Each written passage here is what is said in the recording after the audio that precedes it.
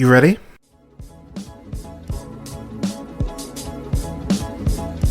You're listening to the Real Pineapple Podcast Network.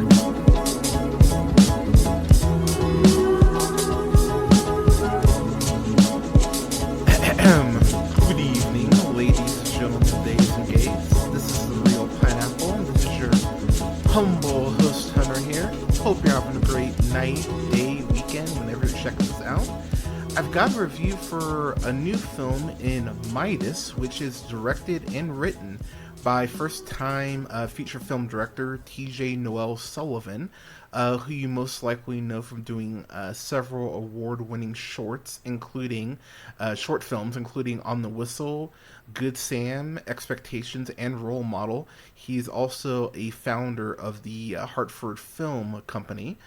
This film stars Laquan Copeland, who you most likely know from The Dirty South.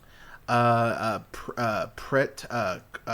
Kauer is what I'm going to go with. And then Federico Parra. So, getting to the film proper, I will say this is a screener I got, and I was like, okay, let's see what we got. I tend to not watch trailers for things because I'll be honest, I like to go in as cold as possible because I don't know. I always think it's nice. I think it's nice going in cold and kind of going in blind for reviews, so I can try to avoid as much bias as possible. Any critic that says they don't have bias is fucking lying to you, by the way. But this film goes ahead and follows Laquan Copeland's Ricky Price, who is someone who was going to college. He's going to Harvard, and went ahead and was forced to drop out because his mother got terminally ill. And so one thing right off the bat that I really like about this film, especially the opening sequence, it shows Ricky going ahead and basically door dashing food that his mom goes ahead and makes. Really nice custom stickers that they put on for the meals, by the way. But it's a very nice presentation. It's a very nice setup. But you can tell that they're hustling, and you can tell that he's doing what he can to go ahead and try to make ends meet. But it's shot in this very like stylistic Ocean's 11 type way. You get these shots of him like taking the food out and like seeing things in like basically in comic book panels with the black bars and everything. It's a very nice stylistic choice that TJ makes right out the box, and so it gives you this very comic booky heist feel right out the gate. And so, but you can tell that Ricky is struggling. He's trying to be a good friend and hang out with his friends and just try to get a little bit of peace. But he's also trying to go ahead and be a present son, a present sibling. His sister lives with them as well. She's like, I think they say she's like a junior in high school. I think she's like 16. So yeah, 16 would be like a junior. But they're going ahead and trying to do whatever they can to go ahead and help his mom out. And through some very interesting circumstances, he ends up meeting Gregory Brent, who is the CEO of this major health insurance company, who's played by Bob Gallagher. Bob Gallagher, from Sinister Cover-Up, Reasonable Men. Reasonable Men, I actually heard, is a really good show. He's also been on Law and Order, just to go ahead and name a few things. But one thing that I really enjoyed about this is that it's not straightforward. And I mean that in the sense of I didn't really know where this was going. You basically find out that Ricky is able to go ahead and secure a job through his very natural charisma. He's able to secure a job through Gregory's company, and through this, he's like, oh, okay, well, I work at this company. I can go ahead and potentially get my mom some benefits.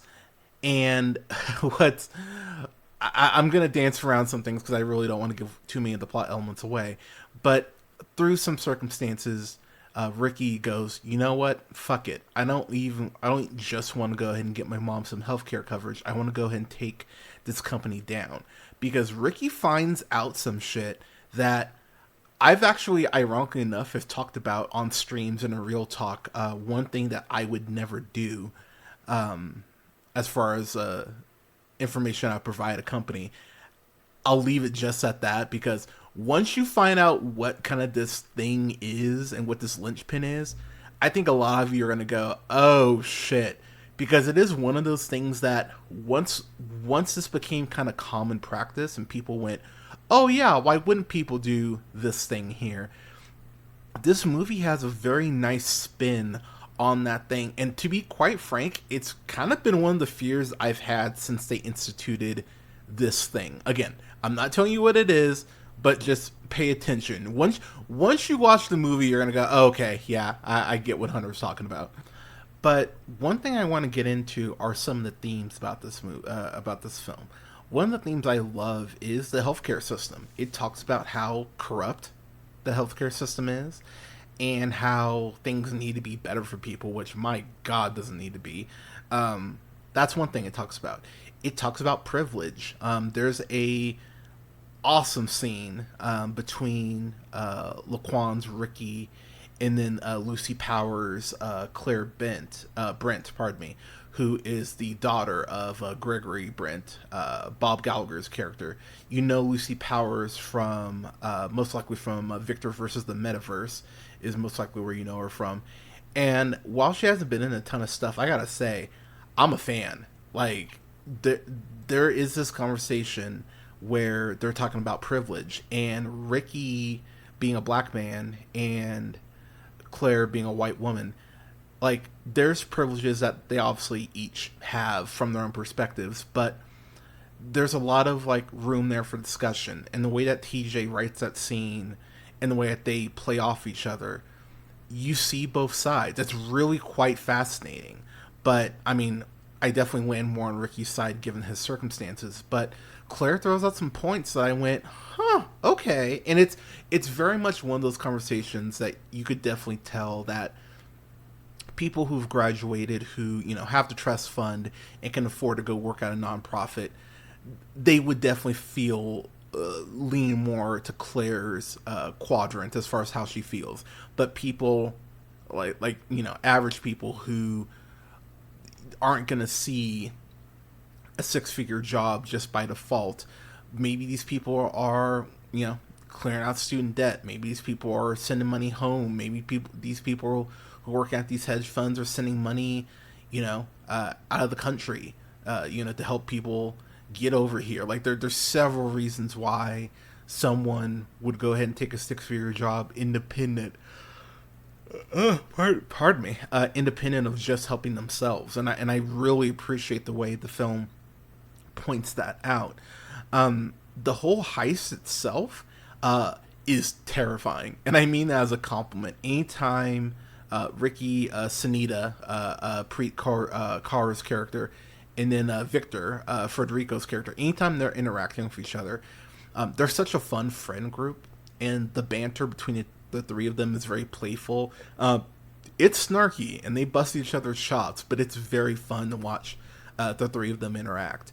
And without getting too much in spoilers, greed. Greed is an amazing theme that is explored here, because if you're able to potentially hack a company, where do you stop? You know, if you're able to hack a health coverage company, do you stop at the money to go ahead and get your mother better?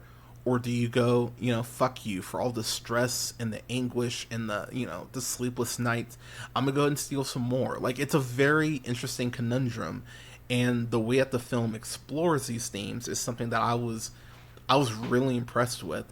There are multiple turns that this film takes that I actually, one in particular near the end that I was like, oh, what?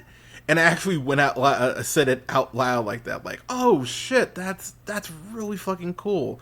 The reason that Ricky has to be so vengeful against this company, once you do explore it and once you get into it, it makes a lot of fucking sense why he is so angry, and why he's so pissed off. Um, it makes all the sense in the world. Ricky has this boss that he's working for, who is just the most uncomfortable, who's just the most uncomfortable person. I laughed really hard at their interactions because this guy, he might as well be calling him boy. Like he looks down on Ricky so much because he's working an entry level job, and he just has that very white collar, like, oh, you're lucky to even be here, that sort of vibe about him. But um but man, I when I got to the end of this movie, oh yeah, and I want to point out too, the score.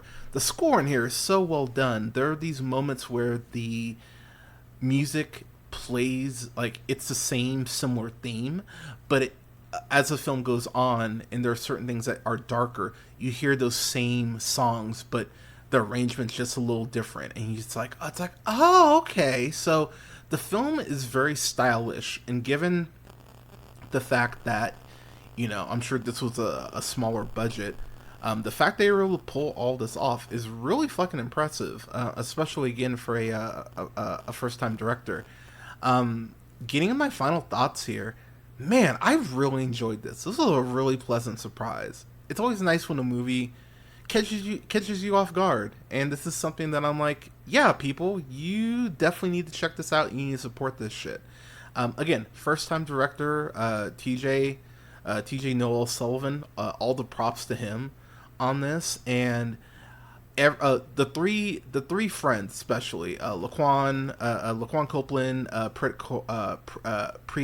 Kaur is what I'm gonna go with, Federico Parra, and Lucy Powers. Like, I have red dots above all of them. I'm like, okay, y'all are gonna end up doing, like, you're gonna go on to have, I think, very successful careers. So I'm excited to see what they all do moving forward. And Laquan Copeland, oh man, he reminds me of, and I'm blanking on the dude's name, but he reminds me of, he gives me a Damson Idris vibes. If y'all don't know who that is, he played Franklin on Snowfall. Like, he gives me those vibes. Like, he's that naturally, like, effortlessly charismatic. Like, I want to see, I really want to see Laquan in more stuff. And I think like a Snowfall like type thing, he could absolutely nail. I'd love to see him like something in that ilk. But I really enjoyed this, y'all. I had a lot of fun with this, and this is something that I will definitely end up revisiting. This is a solid B for me. I really enjoyed this. By the time this comes out, it should be available in some theaters, and I believe it will be streaming or on VOD as well. But definitely check this out if you get a chance. It really caught me off guard, and I was pleasantly surprised. And it's always nice to see. It's always nice to see, new directors shoot their shot and do something good right out the gate. And yeah, I'm really happy with this film. But yeah, the solid B for Midas. So, Midas, have y'all seen it? What'd you think about it? Let me know in the comments. You can go ahead and follow yours truly on the Twitter and Instagram and TikTok at JHunterRealPineapple. That's JHunter and then REEL and then Pineapple. Go ahead and subscribe to the podcast. So like, share, subscribe, and rate. It definitely helps me out. You can find the podcast pretty much wherever you listen to them. SoundCloud, Apple Podcasts, Podbean, Stitcher, iHeartRadio, Spotify, Amazon Music, TuneUp, and Samsung Podcasts at The Real Pineapple. You can go ahead and find the show on YouTube at The Real Pineapple. That's REEL Pineapple. You can follow me on Blue Sky at realpineapple.bsky.social. What else? Oh yeah, you can find me on Letterboxd at Black Shazam. But everyone, thank you so much for listening. We're gonna have reviews coming up down the pipeline, quite a few coming down the pipeline, including reviews for Loki season 1 and 2, X-Men Origins Wolverine, Team America World Police for 4th of July. Yeah, got a lot of stuff coming up for y'all. But everyone, thank you so much for listening. Stay safe, take care of each other, give someone a hug. We could always use some more positivity, and never forget, as always, to keep it real.